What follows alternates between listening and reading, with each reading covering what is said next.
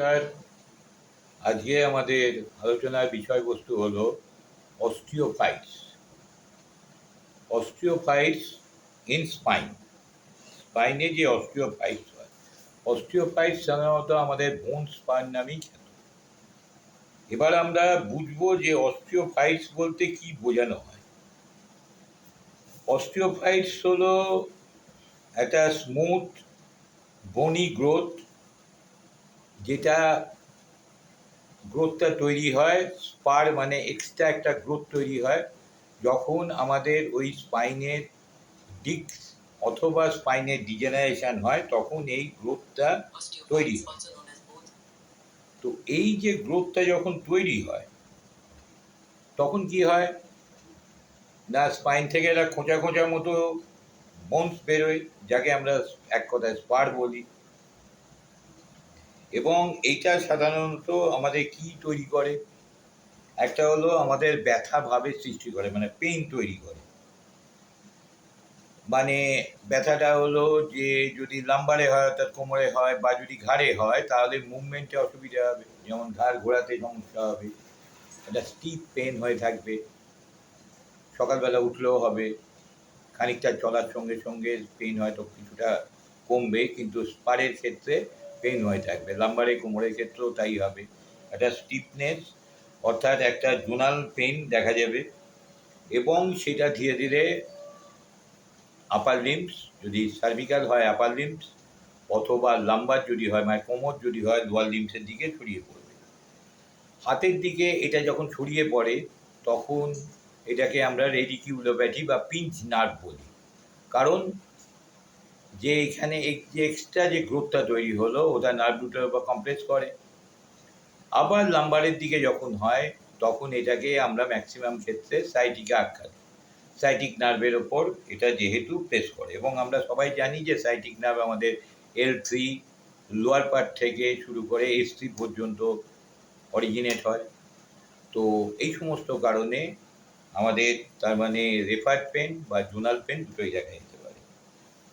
এবার হচ্ছে আমাদের কি দেখা যেতে পারে না, হচ্ছে হাতে পায়ে অবশ ভাব, অর্থাৎ হচ্ছে sensation loss of our upper limb মানে হাত অথবা লোয়ার লিম্বসে।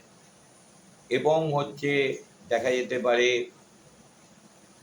যে আমাদের একটা টিংলিং হচ্ছে, অর্থাৎ একটা ঝিনঝিন ঝিনঝিন একটা ভাব দেখা দিচ্ছে।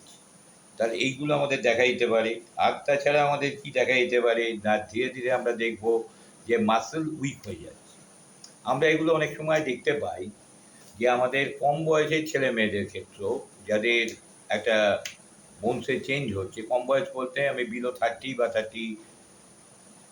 30কেই আলোচনা করছি, তো তাদের ক্ষেত্রেও দেখতে পাওয়া যায়। তাদের মাসেল স্ট্রেন ডেভেলপমেন্টের দরকার। এবং যে সমস্ত ছেলেমেয়েরা ছোটোবেলা থেকে শারীরিক পরিশ্রম কম করে অথবা এক্সারসাইজ কম করে, তাদের ক্ষেত্রে কিন্তু এই ধরনের সমস্যা বেশি দেখা যায়। তাছাড়া এই সমস্ত সমস্যার আরেকটা কারণ হলো অস্টিও আর্থারাইটিস। অস্টিও আর্থারাইটিস যদি দীর্ঘদিন ধরে থাকে তাহলে বোন স্পারের জন্ম হয়, অর্থাৎ ফাইটসের জন্ম হয়। ডিজেনারেটিভ ডিস্ক ডিজিজ, ডিস্ক আমাদের ভার্টিব্রার মাঝখানে যে ডিস্ক থাকে, যেটা আমাদের সকালে কাজ করে, অথবা যেটার জন্য আমরা সমস্ত কিছু বেন্ডিং সমস্ত কিছু করতে পারি, সকালের কাজ করে, সেই ডিজেনারেটিভ যদি তার কোনো পরিবর্তন হয় তাহলে সেখান থেকে কিন্তু আমাদের দেখা দিতে পারে। তাছাড়া কি হয়, মানে বার্ধক্যজনিত অথবা হচ্ছে ট্রমাটিক কোনো কারণে যদি ওয়্যার অ্যান্ড টিয়ার হয়ে যায় তাহলেও কিন্তু আমাদের একে দেখা দিতে পারে। তো সাধারণভাবে আমরা এক্সারসাইজ এর মাধ্যমে কিভাবে করব, তাছাড়া মেডিকেল পার্সোনালিটি অর্থাৎ ডাক্তারদের কাছ থেকে ওষুধ এবং প্রয়োজনে সার্জারি করার প্রয়োজন হয়, কিন্তু ফিজিক্যাল থেরাপি মাধ্যমে আমরা কিভাবে করব। ফিজিক্যাল থেরাপির মাধ্যমে আমাদের যেটা সবথেকে বড় দরকার সেটা হচ্ছে to develop the muscle strength.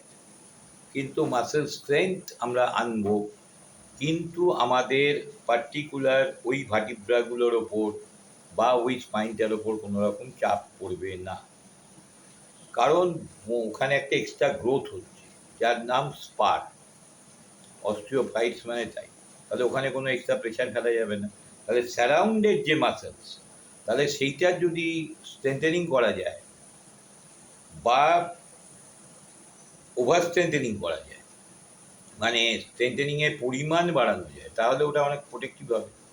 তাহলে ঘাড়ের ক্ষেত্রে আমাদের মেন মাসেল যারা রয়েছে, কারা কারা রয়েছে না, ট্র্যাপিজিয়াস রয়েছে, ল্যাবেটাস স্ক্যাপুলি রয়েছে, রেক্টাস ক্যাপিটিস অ্যান্টিরিয়র রয়েছে, রেক্টাস ক্যাপিটিস লঙ্গাস রয়েছে, এরকম ভ্যারাইটিস মাসেল আমাদের ঘাড়ের এখান দিয়ে যাচ্ছে। ব্যাক মাসেল এবং আমাদের সামনের দিকেও অ্যান্টিরিয়ার পোর্শনের মাসেলগুলো, এবার অ্যান্টিরিয়ার পোর্শনের মাসেলগুলোকে আমরা খুব একটা স্ট্রেংথেনিংয়ে নিতে পারবো না, আমরা পস্টেরিয়ার পোর্শনের মাসেলগুলোকে স্ট্রেংথেনিংয়ে নেব। তাহলে আমরা এমন এক্সারসাইজ করব যাতে আমাদের ভার্টিব্রাতে কোনো প্রেশার না পড়ে। যেমন আমরা যদি শোল্ডারের মাসেলকে ফ্লেক্স করে দিই, এরকমভাবে তুললাম, তাহলে শোল্ডারের মাসেল ফ্লেক্স হয়ে গেল। এবার আপনি ধীরে ধীরে ঘাটটাকে যত খুশি পেছনে নিন, কোনো সমস্যা হবে না। কিন্তু এমনি অবস্থায় যখনই পেছনে এইভাবে নেবেন, তখন কিন্তু অনেকটা প্রেশার লোড পড়বে। আবার যদি মনে করেন যে শোল্ডারকে ব্যাকে স্ট্রেচ করে ঘাড়কে নেব, তাতেও কিন্তু প্রেশার বেশি পড়বে। কিন্তু শোল্ডার ব্যাকে স্ট্রেচ করলে কী হলো, মাসল কন্ট্রাকশন হলো, কিন্তু স্ট্রেংথ হলো না। এবার শোল্ডারটাকে যদি ফ্লেক্স করি এবং যদি একটা সাইডে ধীরে ধীরে ধীরে ধীরে আমরা মাথাটাকে ঘোরাই, দেখুন অপর দিকের মাসেলগুলোর ওপর একটা স্ট্রেচিং প্রেশার আসছে এবং সেখান থেকে সেটা স্ট্রেংথেনিং করতে পারে।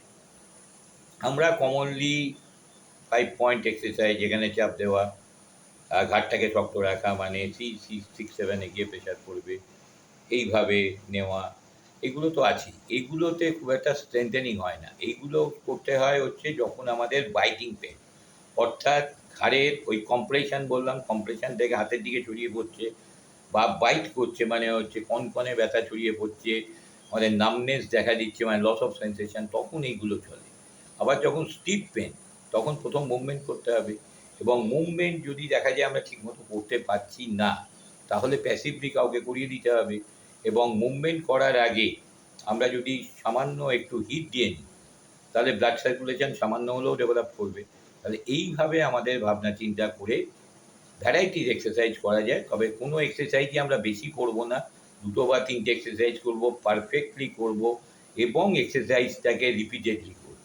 এক্সারসাইজ একসঙ্গে 10 বার 20 বারের বেশি করার কোনো প্রয়োজন নেই, কারণ আমার মাসেল উইক।